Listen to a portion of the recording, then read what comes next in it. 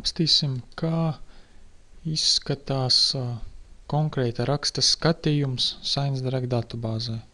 Atrodam vienu rakstu, piemēram, ja pēc meklējuma laser, izvēlamies šādu te vienu rakstu. Redzam, ka tas raksts ir šeit zaļā krāsā, viņš ir pieejams pilns teksts. Šeit mēs redzam nosaukumu, šeit mēs redzam īsu klasifikāciju rakstiem, oriģināls pētniecības raksts. Cits varētu būt nosaukums, ka tas ir kopsavilkums. Šeit ir žurnāla nosaukums, žurnāla numurs, gads, kad ir izdots, un autori. Šeit ir highlights dažas tādas tēzes par doto rakstu. Šeit var atzīme ar show preview apskatīties dotā raksta kopsavilkumu, kā arī satura rādītāji.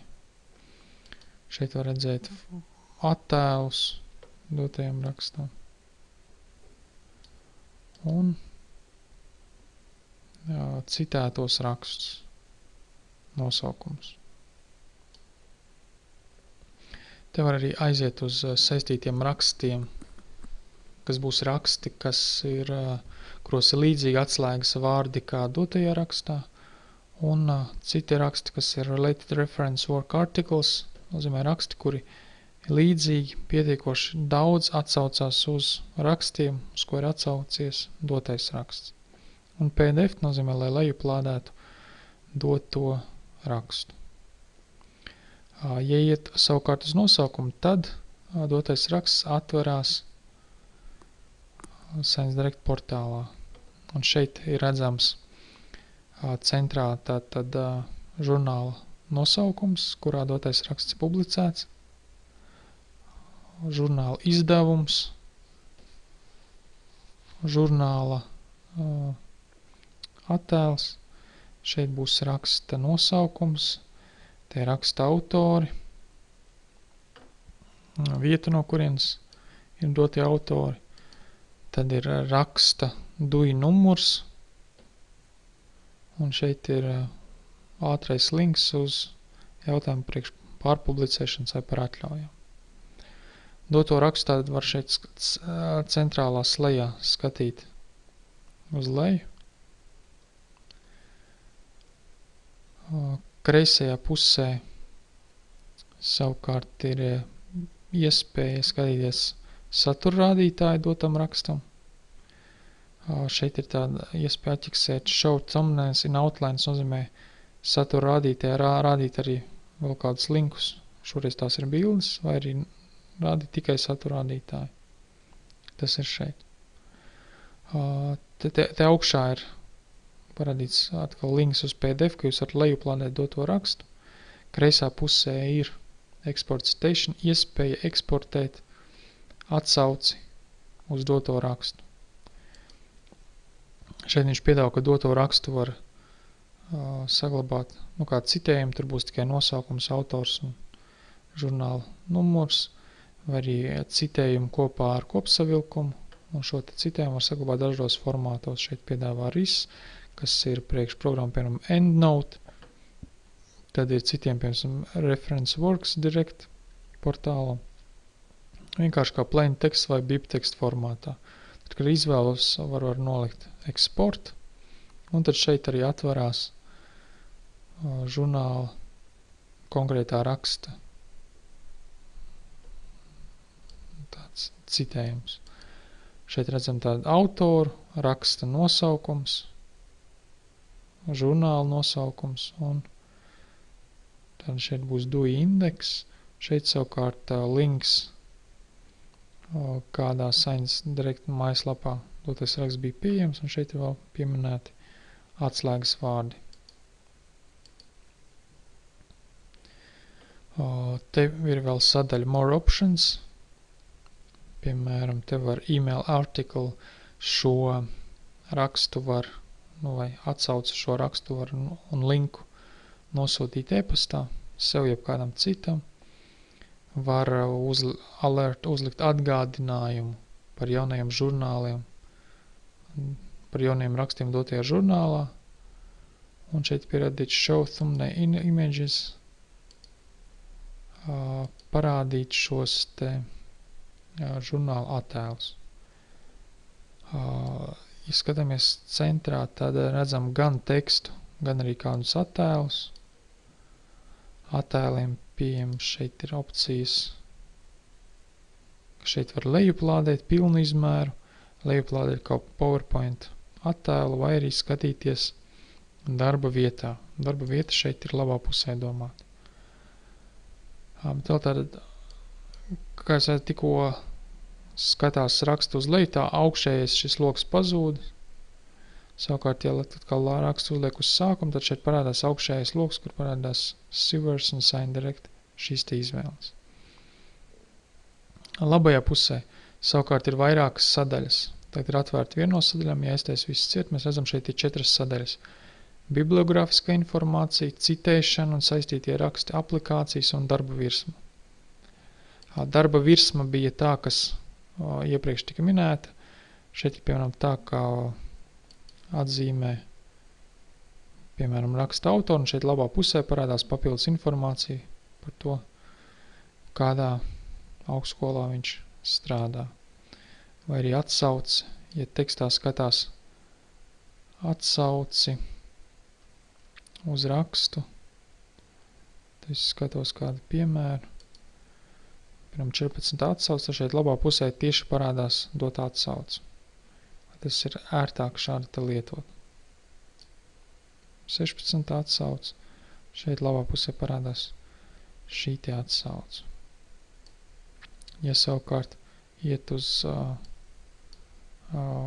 kādu tabulu, šeit ir skatīties tabulā work darba stacijā, nozīmē šī te labā puse. Nozīmē tagad viņš ir saglabāts šajā labā pusē uz brīdi. Jūs varat skatīties citas lietas dotajā rakstā, un labajā pusē paralēli skatīt doto tabulu. Vēl no šīm izvēlēm labā pusē. Sākumā bibliogrāfiskā informācija. Vēlreiz tāda šeit ir autori, nosaukums, žurnāla numurs un lapas puses. Jūs varat teikt arī visu šo var kopēt, un tas būs priekš citēšanas citā vietā. Šeit ir DUI indeks, kas ir startautisks indeks konkrētam rakstam, kurš ir patstāvīgs. Šeit ir ziņas par dotā raksta vēsturi, kad viņš ir iesniegts, kad viņš ir izskatīts, kad viņš ir pieņemts un kad viņš ir publicēts. Un šeit ir pieeja, kad atkarīgi šo citējumu var eksportēt. Tas būs tas pats eksportēšana, kas šeit lapas kreisajā pusē. Un tad var skatīties arī doto rakstu Scopus datubāzē. To šoreiz neskatīsimies. Un te ir pieejama vēl kā nesaistīt konkrēti ar šo rakstu, bet tā vispārēji par darba piedāvājumiem zinātnē. Nākušā sadaļa ir citējumi un saistītie raksti. Saistītais raksts, piemēram, šeit ir doti. Tie būs raksti, kurijos ir līdzīgi atslēgas vārdi kā dotajā rakstā. Šeit tiek pieminēts viens šāds raksts no enciklopēdijas. Un te var uzlikt show more information, sniegt papildus informācijas. Nozīmē, šeit viņš jau parāda nosaukumu, kopsavilkumu un pieeju uz rakstu, kas būs pieejami, ja tas raksts ir pieejams pilnajā tekstā. Šeit tiek parādīti tādi 3 saistītie raksti. Ja jūs gribat, var skatīties vēl šādus rakstus. Šeit norāda, cik reizes ir citēts žurnālos, kas ir Scopus datubāzē. Norādām, ka šim rakstam citējums vēl ir 0. Tas tāpēc, ka raksts vēl ir uzrādīts kā uz novembra 2013. gadu. Drukātā versijā iznāks, elektroniski jau tagad ir pieejams, tāpēc skaidrs, ka citējums ir 0. un citi raksti, kas tiek saukti kā saistītie raksti, kuri citē daudz no tiem rakstiem, ko citē dotais raksts. Šeit ir pieminēts viens piemērs, bet var ir show more information. Jā, un tad papildus informācija par doto rakstu.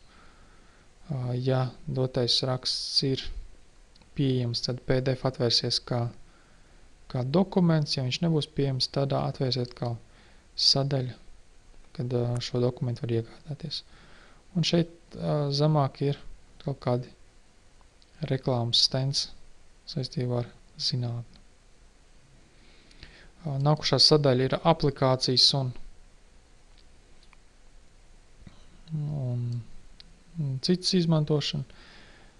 Šeit ir Science arī datubāzē šī sadaļa aplikācijas. Tur var pievienot dažādus papildinājumu rīkus, kas ļauj papildus iegūt kādu informāciju par doto rakstu. Piemēram, šeit ir uztaisīt reference visualizer, dotajam rakstam tiek pieminēti visvairāk citētākie raksti, uz ko dotais raksts atsaucās. Un jo vairāk citēts, jo lielāks ir šis aplis. Un te parādīts, ka visvairāk citētākais raksts ir lūk šeit minētais raksts. Vai arī cita aplikācija ir par iespēju, ka dators lasa priekšā doto rakstu. Tad var izvēlēties un tā arī notiks. Te var pievienot papildus aplikācijas. Tā. Šeit arī cita saistībā informācija ar darba iespējām pētniecībā. Un apakšējā jau iepriekš minētā iespēja ir darba virsma, kur var darboties.